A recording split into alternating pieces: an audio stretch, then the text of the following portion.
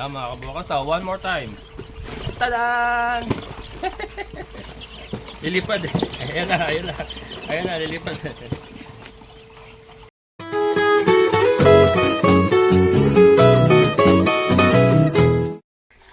Hello mga kabukals. Ayan, araw po ng Lunes. At maaraw na. Maaraw ng kapaligiran. So ito nga po, bakante na yung ating kulungan. Dito po nanggaling yung kakabenta lang po natin na mga 2 months old na palahi natin na White Leghorn, Rhode Island sa Decal Brown. Ito na po yung tatay nila. Ito na po yung kuya nila. And ngayon po ay may di-deliver na naman tayo. Ayan, eh. Yung ating pong mga sisiw na Cross Rhode Island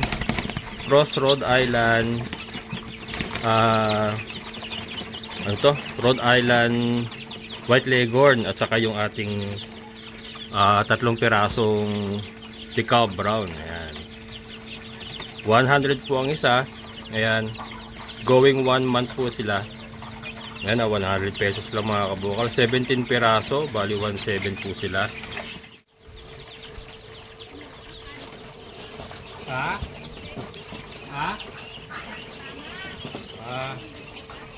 Ayan. Putasan ko lang mga kabukal. Putasan natin.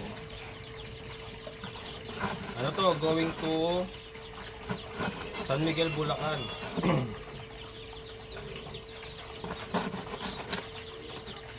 Butasan natin para may hangin siyempre.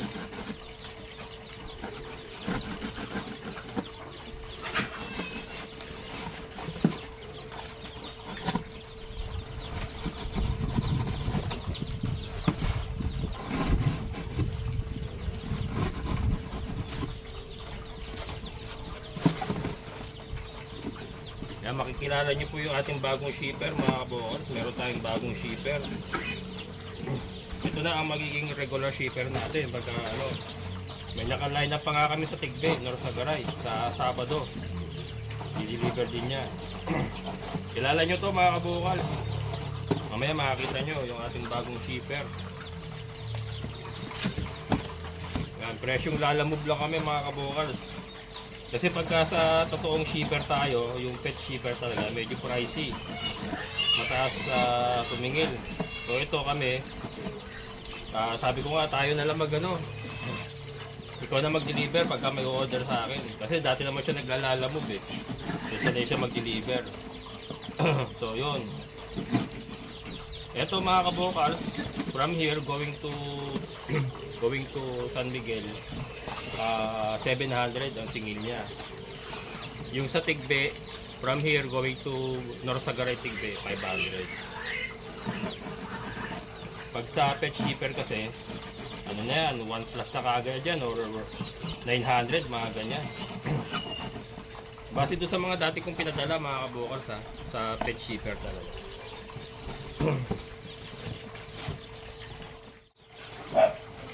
Ay! Ayan na siya mga kabukals.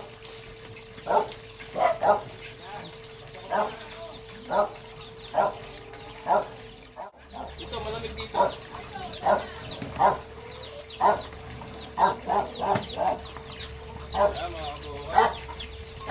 Andiyan na yung ating shipper.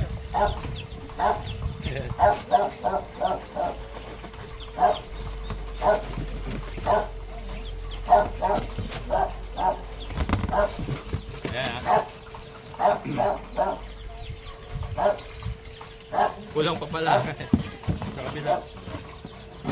Kailangan pa ikot para well ventilated sila.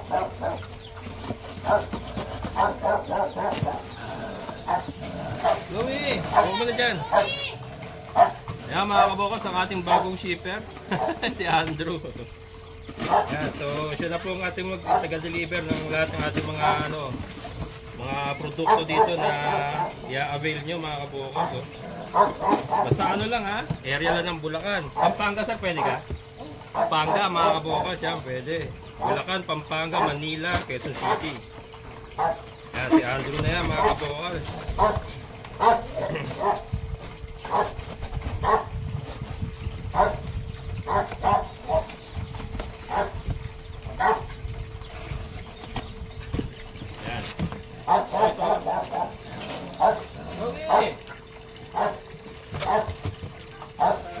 ng ano, sapin.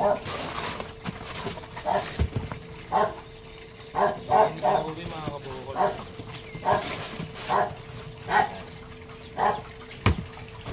So ito yung ating ipapadala mga kabukol.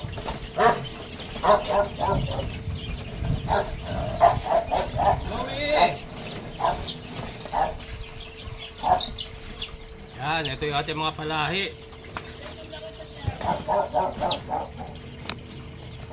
Ha? Yan, ito yung ating mga palahi mga kabukals, oh. Yung ating Rhode Island White Leghorn. Ayun nga po yung tatay, ayun sa likod ko. Yan. Going 1 month. Kung ano na lang, araw na lang, 1 month na. 1 month na sila mga kabukals, 100 pesos lang ha. Kaya talaga, basta lahatan.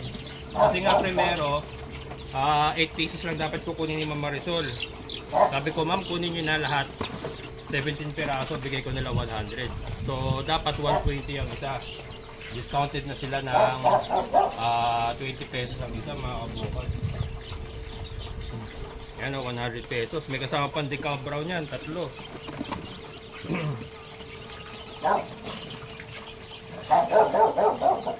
Louie! Bilangan natin. 4.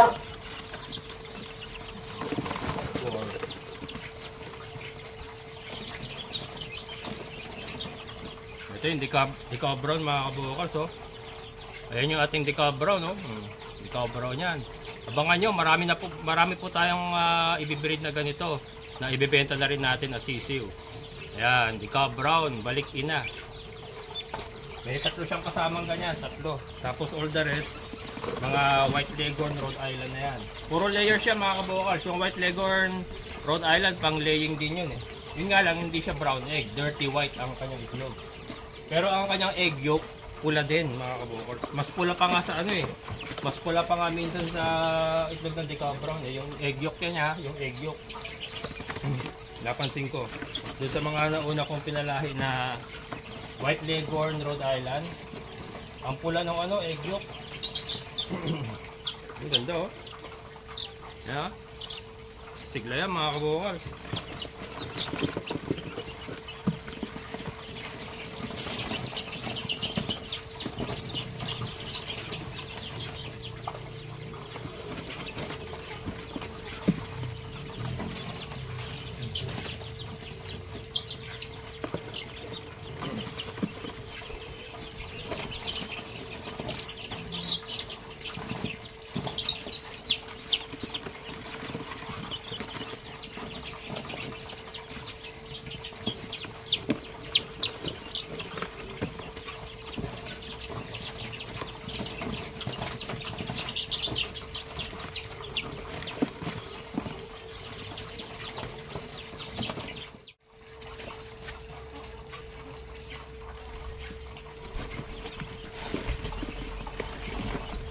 Yan mga kabukals, one more time. Tadaan! Lilipad eh. Ayan na, ayan na. Ayan na, lilipad.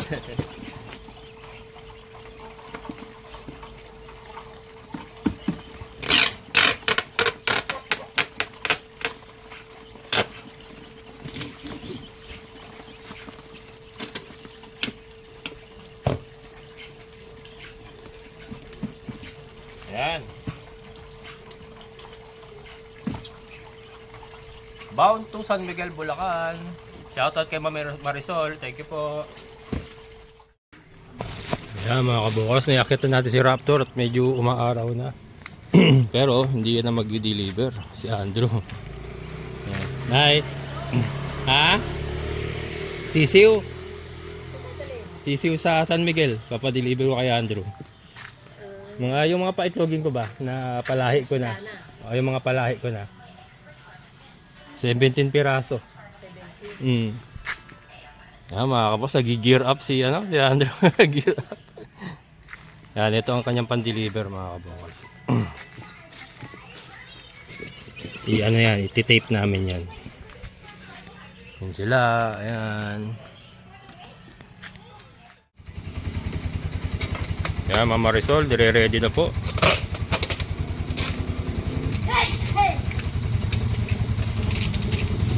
Makipakinabang din tong ano, yung box ni Peng ng solution niya. Marami ko yan eh. Hindi pa man din ah. Ha? Hindi pa man din. Ubus na. Ano pala yun? Mas makapit daw kasi yun eh, no? Oo, sir. Ganda na tunog ng motor mo pa rin, oh. Mm. May ilang taon na to? Dalawa. Ah, dalawa pala. Dalawa na. Kaya pala eh. Sa akin, tunog lata na eh. 10 taon na yun. Hindi, nalagaan ko lang ito sa ano. Change oil lang lagi, no? Ayan, oh. Honda, mga kabukal. Ganda na tunog, oh. Sa akin, tunog na eh. Kalansing lata na eh. Okay, no? Oo, buo pa eh. Bagay sa akin na may 10 taon mahigit na yun. May 11 taon na yata. Ha? Oo. Apakadami. Ha? Oh, sulit yan. Laki na panabang ko dyan. Oo. Yan na yun. Nag-opisina pa ako eh. Gamit ko na yan. Yung single pa lang siya. Wala pa yung sidecar. Nag-opisina pala ako. Yan na yan. Ha? Sa? Oo, ano na yan. May 11 taon na sa akin yan. Tagal na yan. Hindi pa nabuksan makina yan. Hindi pa nababuksan makina yan.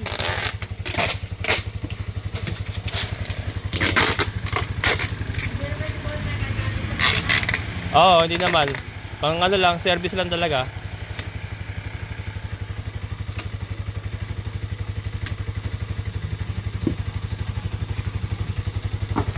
Ayan mga kabukals, oh. Secured yan, ha. Hindi, isa pa yan. Paikot pa. Isa. Yan naman pag tumakbo yan, ano yan, malamig na yan kasi papasok ang hangin yan sa mga butas natin na ito mga kabukals. Yan. Sa mga butas. Oh, ito. Huwag na to. Okay na yan? Oo. Ah, sige. Hindi nagagalaw. Magaan lang sila eh. Oo, gagawin naman yun. Sige, sir. Oh, ingat ha. Yan. Ingat. Sige, sir, oh. Yan mga kabukals.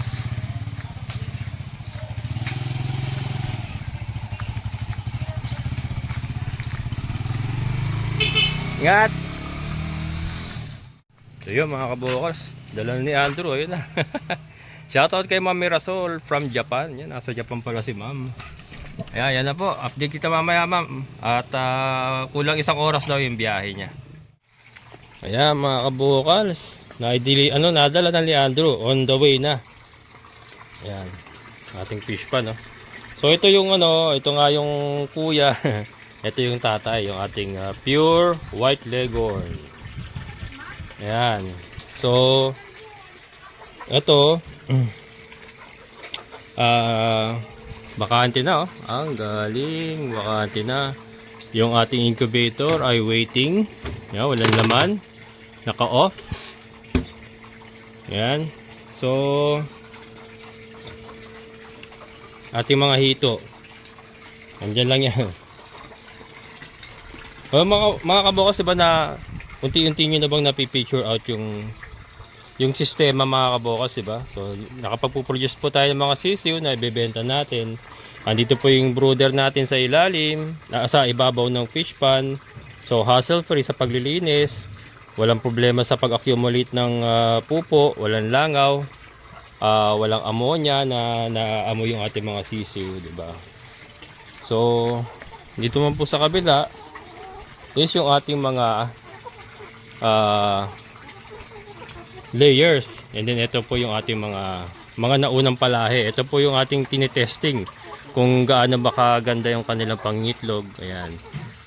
Kung nakasubaybay kayo, ito yung mga balik-ina natin mga kabukals. Maganda, oh. Ating mga decabro, no? Balik-ina, oh. Kaya lang ito mga 3-way cross ito, hindi lang ito basta white leghorn. May ano na yan, white leghorn, Rhode Island ng kanilang tatay, decabro ng kanilang nanay. Pero yung binenta natin kayo na ano lang yon, white leghorn, Rhode Island lang yon, yung mga puti na yon. Ayan, so ito nga, yan, may mga nangitlog na naman, no? May kukunin na naman tayo dito. So hahanapin natin na naman dyan kung sino yung nangitlog nito. Again, ang technique po natin, hinahanap natin yung buka ang sipit-sipitan.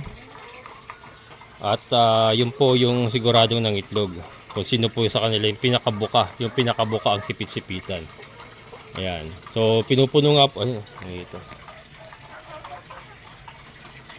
Ayan yung ating mga hito, mga kabukals. Ayan. So nakita nyo ba? Pagka may bumabagsak na ipot, yan po yung kanilang pinag-aagawan. Ayan. Again, disclaimer po, hindi po pambenta ang mga hitong nakikita ninyo. Sila po ay parte lang po ng isang sistema na ginagawa natin dito para po, yun nga, makontrol natin yung amoy ng tayo ng manok, hindi mag-accumulate ang langaw, at gumana po yung ating sistemang aquaponics. Ayan. Part lang po sila ng isang sistema, hindi po sila talaga yung ating negosyo.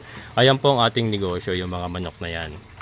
Sila po ang ating pinagkakakitaan. So nakita nyo naman po na pinagkakakitaan po natin yung ating mga produce na sisiw. At the same time, ito nga po binubooster na natin sila para umitlog na uli sila. And then matanggal na natin kung sino ba yung hindi na nangingitlog. And then yung mga nangingitlog pa ay inilalagay nga natin dito sa ating breeding area. Breeding area, mga kabukals. Ito yung ating breeding area. Ayan po yung ating mga breeders. Ito, mga subok na po yung mga hens na yan. Dahil yun nga, kung sino po ang nangingitlog doon, hinahanap ko kung sino po yung naglabas ng itlog. And then pinupull out ko, inilalagay ko dito sa ating breeding area. Ito po yung ating mga decal brown rooster. Ayan. So ito, marami pa po tayong i-improve dito. Ito na po yung magiging breeding area na natin talaga.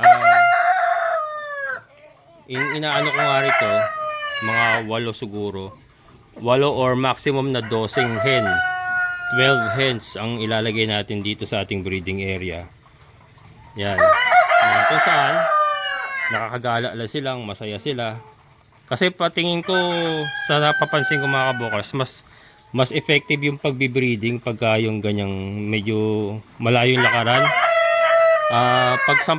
Pagsampa ng rooster, nakikita ko talagang pumapasok talaga yung similya. Kumbaga solid po yung pagkakasampa niya. Unlike po yung sa nakalagay lang sila doon dati sa ating fly pen, masikip. So para pinipersa po ng rooster yung inahin na sampahan. Unlike dito, talagang umuupo. So pag upo, takbo yung rooster, sampa. Ayan. Karaniwan pong nangyayari yung pag kumakain sila, or yung nanginginain ganyan.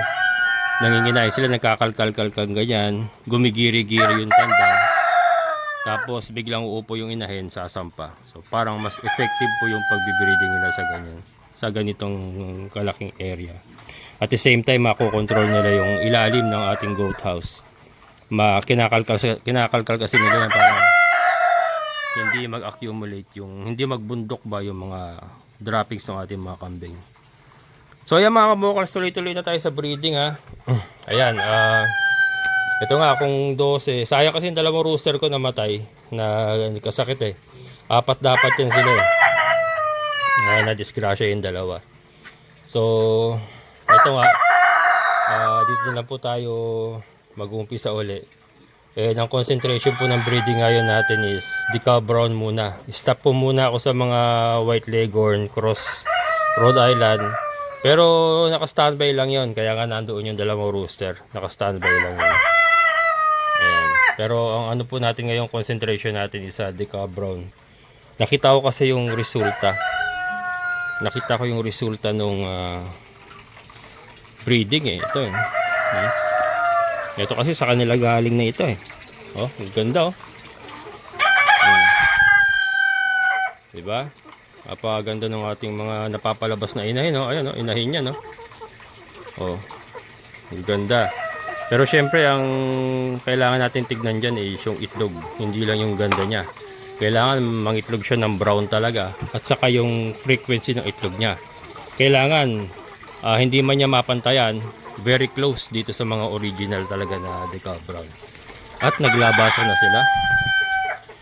Naglabasan na yung ating mga breeders. Balik. Ayan, nagaganon siya. Tok tok tok tok tok tok.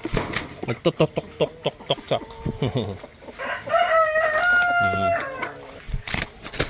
Nagtotok tok tok tok tok siya yung ano. Nagtatawag siya. Pag kumbaga nanliligaw, parang gano'n. Ayan. So yan mga kabukals. Unti-unti na pong gumagana yung ating sistema. Unti-unti na po tayo nakapagpuproduce ulit dito sa ating sistemang chicken phonics. Ayan. Chicken phonics yan mga kabukals. Diba? Ganun lang. Unti-unti lang. So ngayon siguro yung iba talaga interesado na ano. Yung iba siguro talaga na interesado. Unti-unti nyo na nakikita yung gusto kong mangyari. Ayan po, chicken phonics nga po.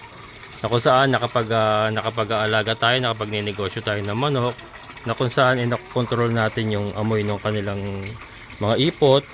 Hindi tayo nilalangaw. At at the same time may mga secondary produce tayo katulad po ng ating aquaponics, yung mga napoproduce natin na patola, saka kung ano pa man ang may poproduce natin diyan. Malaking tulong na rin po yan pang ulam-ulam. And then yung mga hito nga, hindi pa sila kumbaga nandiyan lang sila. Pero makikita niyo po mga kabukals yung mga innovation na gagawin ko para po sa ating mga hito. Ayan, kakagulo sila. Patungkol po sa ating mga hito, may mga plano din po tayong gawin dyan para po sila ay mapakinabangan. So hindi ko lang po muna i-discuss ngayon, pero meron po, makikita niyo naman po yan. Ipapakita ko naman po yan sa mga future vlogs ko. Pero ito, pinapakita ko po sa inyo na gumagana po yung sistema na inumpisahan natin, na kung saan meron po tayong isda sa ilalim na kumukontrol po ng kitikite at kumakain din po ng mga droppings ng ating mga manok. And then may mga manok po tayo na mga paitlugen. At the same time may mga breeders po tayo. May mga brooders po tayo para sa mga sisiw na pambenta. Nang hindi po nag-accumulate yung pupo nila, hindi po tayo nilalangaw, hindi po tayo nangangamoy, para po hindi po tayo reklamo ng ating mga kalapit bahay. Yun po yung idea mga kabukals sa ginagawa ko. Yan, unti-unti ko na pong naipapakita. Hopefully, doon po sa mga talagang interesado, kasi iba-iba naman po yung ating mga viewers. Meron pong nakatutok lang sa pagkakamali natin o naghihintay lang po na magkamali tayo. Meron naman pong nakatutok dahil gusto rin po nilang matutunan yung sistema. So na-appreciate ko po yung mga nagme-message sa akin na nagpapahiwatig po ng kanilang interes sa ating ginagawa. And yun nga, balak din po nilang gawin yung mga sistema natin. So kaya tuloy-tuloy po, this is not a perfect system and this is a continuous working progress. Marami pa po tayong kailangan ayusin dito. So yun, hindi po natin yan titigilan hanggat hindi po siya nagiging maayos talaga at kapaki-pakinabang. Ayan mga kabukals, ito standby lang yan mga yan mga standby lang yan. Tambay muna sila, tambay. At concentrate muna tayo sa mga decal brown. And then kasi gusto ko na mapalitan talaga yung mga thunders. Kasi marami matatanggal yan sigurado. May mga hindi na talaga magpuproduce dyan. Marami matatanggal yan, kaya kailangan natin silang palitan. So mas produce muna tayo ng mga decal brown. At yan, waiting po yung incubator na 55 citrus lang, pero okay na rin. Malaking tulong na rin po yung ating munting incubator. Sir, ayun na, nakuha na, sir. Ang pangalan mo? Kenneth. Gabi. Kay ma'am ano yan, no? Balen. Thank you. Sige, ingat kayo.